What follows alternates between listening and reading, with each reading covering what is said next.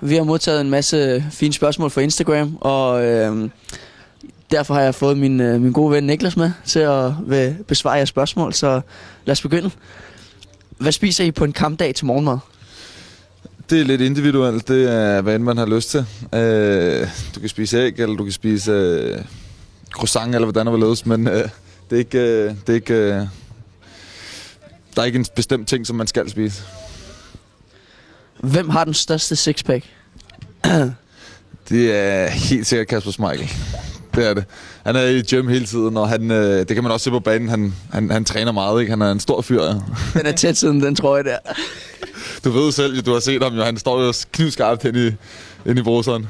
Ingen tvivl om det. Hvem er din drømmetræner? Skal man... Jeg ved ikke, om jeg har en drømmetræner.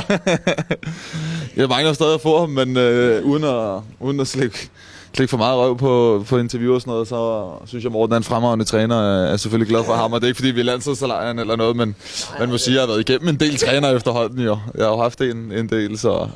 Men, så du vælger Morten? Ja, PT på nuværende tidspunkt kommer han ind på en førsteplads.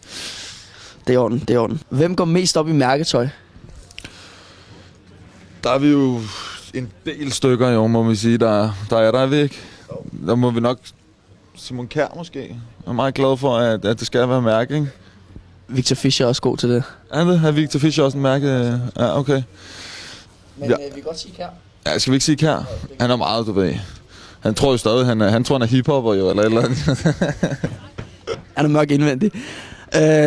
Hvem snakker mest på banen?